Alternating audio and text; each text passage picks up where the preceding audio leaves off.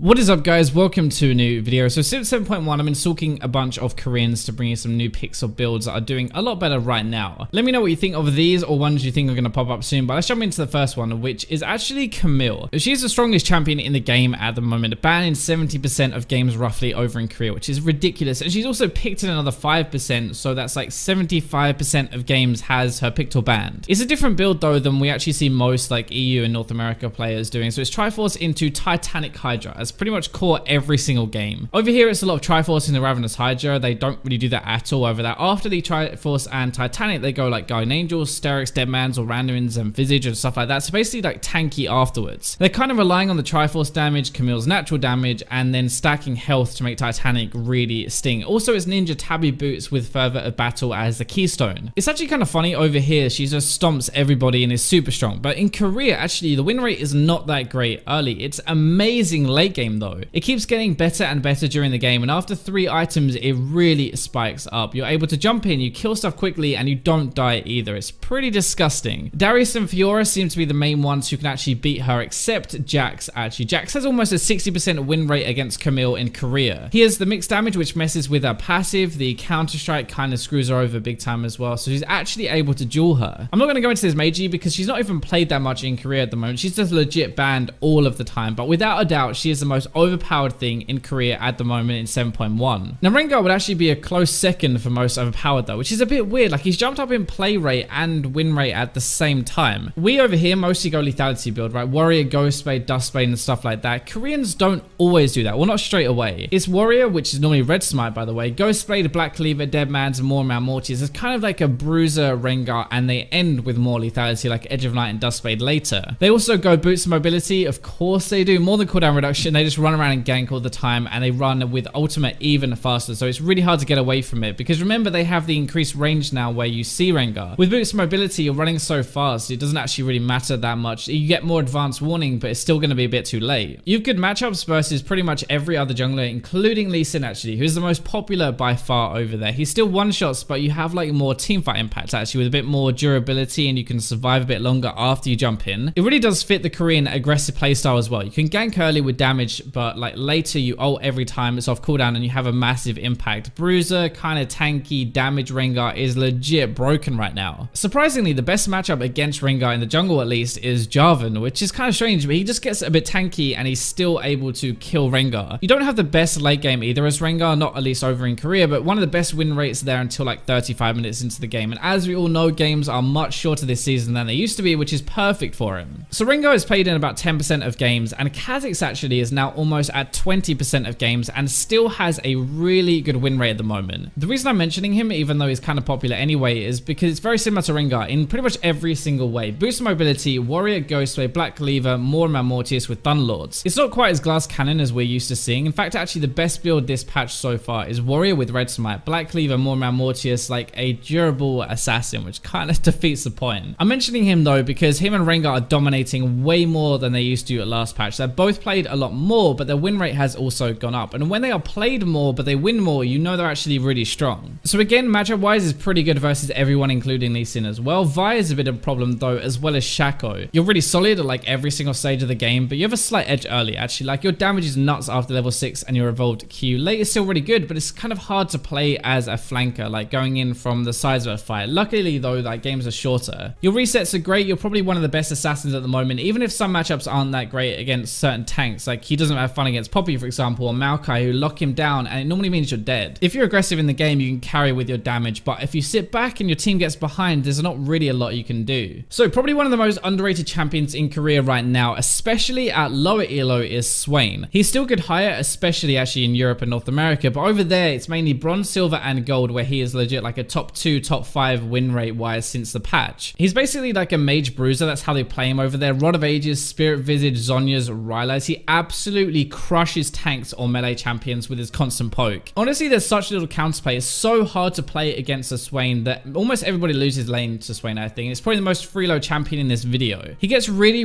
tanky and still does decent damage, especially early. And he has that AoE crowd control as well, like the snare thing, which helps for team fights or setting up ganks. His ultimate as well means you just don't die. He's like that halfway point between tank and damage, kind of like Tank Echo was a long time ago, even though this guy is mostly AP, but he also crushes meta champions. One of the biggest problems with Swain though is you really need items later to do anything, but with them you can 1v5 honestly, especially mid game. That is the other thing as well, he's much better early to mid game than late game. Like late game they're going to cancel your healing a lot and burst through your healing actually anyway, so you need to run around and end the game sooner rather than later, kind of like Jace. Now the next one I'm not going to spend a ton of time on because we'll do a whole video about this probably this week. It's actually really interesting. There is a new build in Korea at the moment for Varus AD carry, which is doing really well. A lot of pros are using this in Challenger as well. It's slowly been getting way more popular. He was in 2% of games a month ago and now we're up to almost 10%. Blazing King is the first item. It was buffed recently. You have the percentage damage on that plus the percentage damage on your blight stacks, both together really hurt as well. Then you get Fan Dancer or Runins and Infinity Edge, more Man Mortius, Last Whisper. Like it's a very attack speed heavy and duelist build. It rips through tanks with this big time. It's very similar to how like a Kalista would work. It's very good 1v1 and single target damage. Your ultimate is like the AoE Ashe ult though. It's so good in teamfights. It's so underrated. It's not really engage, but it's like counter engage or controlling fights basically. The lane phase is decent. Your base damage on abilities will do a lot of work and you have high range and your passive attack speed, remember. This was buffed recently so it scales with attack speed really well. It's why we build Blazing King and Fan Dancer together. You attack so fast after killing a minion or a champion. The problem with Varus is you are still mobile though, right? So you can get ganked pretty easy. There's no way to escape or reposition. That's why he's kind of bad versus like Jhin, Misfortune, and Twitch. All of these guys are going to outrange him and you can't get close to them. You can't run away from them. So you're kind of just left in the middle and you're pretty screwed. Now this one isn't going to pick up on a ton of stat websites, but Corki is crushing bronze and silver elo and doing well in other brackets, but just not as well. We're mostly back to an old build actually. So Triforce, Rapid Fire Cannon, Infinity Edge, and more Man Mortius, sometimes Gunblade as well. But those four are the core items to be honest every game. He's jumped from a 5% play rate to almost 15% just in a week at Plat Plus as well. Probably because I think Abdo created a new account and spammed Corki for free low, so now everybody is doing it. As an AD carry, he's good. He's doing well as a mid laner as well, so you can play this in both lanes. But a big part of it is just the roaming. With your package like early to mid game, you're not as great late because of dual damage actually. You're probably about 60% magic, 40% AD. The problem with that is you can't really buy Void Salve and Last Whisper, so late game resistances are going to prevent a lot of damage from you and are going to be a big problem. Your burst though early is insane, so you roam with your package and you just kill people over and over. You snowball the game that way really, but you really dumpster some certain mages like Ryze, Syndra, Katarina, Ahri. This is partly why he's so good at the moment. He just has way too much damage for them to deal with early game and then he roams to get fed as well. You do have to remember Corki is just an AD carry though. If you miss position at any point in the game, you're probably going to get screwed super hard. So let's go on to Taric, and personally I actually hate playing with Taric. I like even worse than Janna, and you guys know I hate playing with Janna. He's always late with his ultimate and they just sit back and do nothing. The thing is, he's one of the best supports in Korea right now when used properly. He's like a late game monster support. He's not really designed to do much in the lane phase really, but like with other redemption supports that doesn't matter as much I guess. Redemption is core with Locket on Taric though. You can go Courage or Wind Speakers, it's up to you. It's more about who you play with and how you use your ultimate, the synergy. He is amazing with Twitch, Kalista, and Misfortune, and Jhin even especially, all who are very popular in Korea and doing really well at the moment. He's going to use his ultimate, make them invulnerable, they can't take any damage. Late game that is nuts because they can still kill you obviously, but there's like special synergy with each of them. Misfortune, you get a free ultimate which you cannot interrupt, which is ridiculous. Twitch, you have the stealth and pop out invulnerable, he kills you but cannot be hit. Kalista can throw Taric in for some free stuns or just kite like a god while being invulnerable. Jhin can use his ultimate while being invulnerable. Twitch is even better though, you link to him and he can stun when he's invisible right next to them. That all sounds really good, but he is pretty bad in the lane phase. He does not do that much. Late game, he is one of the best supports at the moment, but early kind of sucks. This is one of those picks like Bard actually. You can 100% do nothing in a game if you mistime your ultimate or you miss your stuns and stuff like that, but you can actually carry so hard. Correct ultimate timing, has some insane synergy and multi-person stuns as well. I'm going to round out the video with two kind of surprise ones actually. The first one is Talon. He's doing a lot better this patch, especially top lane. They take Ignite top lane. It's a lot like the old Pantheon actually. I know you think I have a Pantheon fetish, but he's designed to crush lane and roam to other lanes, completely snowball the game that you can't recover from. This is what Talon kind of does. The build is the same we use here though. Ghostblade, Black Cleaver, Dustblade, or Edge of Night, more Man Mortius, a very damage hand build. To be honest, I didn't really know where Talon fit into the meta at the moment, but I can kind of see why this works. Like this is average at best late game, but before 35 minutes is actually a good snowball crush pick, kind of like a Kali. They're going to get boosted mobility because of course they're Korean. No real surprise. You kill people in the lane and then you roam around with your jump over walls to surprise people and kind of bypass wards. He has good matchups versus a lot of top champions because he's so aggressive early, and we've kind of slowed down a bit in the meta a little bit, especially with the courage nerfs. Like Darius, Yasuo, and Poppy, it seems like Talon crushes. You can fight these guys early and you end the game before they power up. That's kind of how this actually works. Versus bruisers as well, actually, there's a kind of extra bit of synergy. You make use of your Q better because you don't need to jump to them because they're already melee, so you can crit instead. He is kind of an all or nothing pick though. You can come back late game maybe, but this is designed to crap on lane really hard and roam to kill stuff over and over. That's why it's in this video. It's not really a sitting back and farming up pick. Now don't ask me why this next one is here, but Mordekaiser has actually spiked up in win rate this patch. Pretty much everyone is rushing Gunblade 9 times out of 10 anyway, or Ludens in the other case, but the build is all over the place. I don't know, Rylai's is very common, Leandri's as well, the special synergy between the two, but so is Zhonya's, Trinity Force and Void Staff. The Rylai's Leandri's combo was changed a little bit, so it's cheaper now, remember. So he spikes earlier and gets that finished quicker, but that was the same last patch actually, and he wasn't that good last patch. A lot of this is actually taking Exhaust top lane, not TP. If they take TP, they have a much worse win rate than Exhaust. It's more lane focus, and the reason I mentioned this after Talon is because they weirdly work in a very similar way. His win rate over the game is kind of like a V shape, so it starts high early, kind of meh mid game, but good late game again. So it's like up, down, up. If you get ahead, you're impossible to duel though. You heal for a lot more than people think, and your third Q does a crap ton of damage. Basically, people don't even know what his kit does anymore. They really control Dragon though to push mid towers or take Baron really easy. That's one thing they do a lot. They either TP or they walk down to get dragons whenever they spawn. The bad side of Mord though is you're only going to carry if you do really well in the lane phase, in my opinion. Like if you get spanked, it makes your mid game even worse, and you're kind of boned unless your team does really well. So I hope you guys enjoyed this and found it interesting. Thank you for watching, and I'll catch you in my next video.